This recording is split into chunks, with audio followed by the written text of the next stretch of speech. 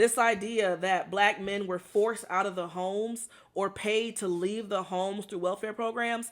I have heard many a black man say that, and I have never heard black women say this.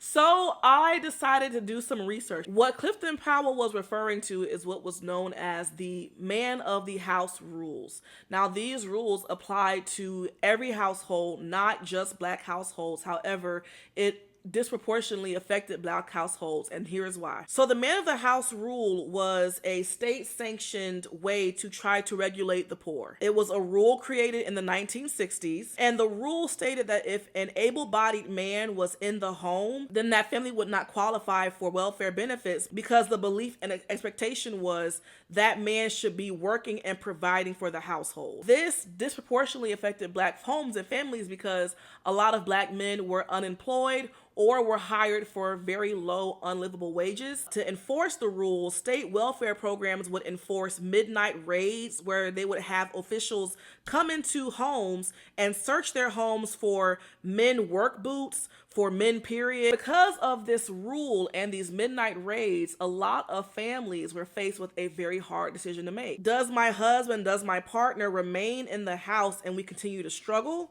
Or do they leave the house and we get benefits, but they're no longer able to live with me, resulting in a lot of men leaving the house so that the women could be able to afford welfare benefits and be able to provide for their kids. While yes, I empathize and can only imagine how hard it must have been for these black men to have to leave the home in order for their home to be provided for. What was the black woman's experience of the man of the house rule? Because I have a very hard time believing that black women did not catch the brunt of the frustration of being a black man trying to provide for his family and can't find a job or has a job that doesn't pay well. I can't help but wonder how many black women were experiencing domestic violence be out of that frustration. The white man beats down on the black man, and the black man then comes home and beats down on wife and kids. That was a very common thing. The hell, it still is. You mean to tell me that every black man that had to leave the house went back home to mom and pop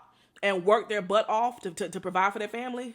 We sit here and joke about our grandfathers having multiple families. This is part of how that happened because a lot of those men felt emasculated. They can't provide for their families, and now they have to leave the house for the family to even be provided for. When you pair that reality and feeling with the fact that even in today's time, most men deal with feelings of being emasculated through sexual promiscuity, you can't tell me that all these black men were leaving the home and still being faithful.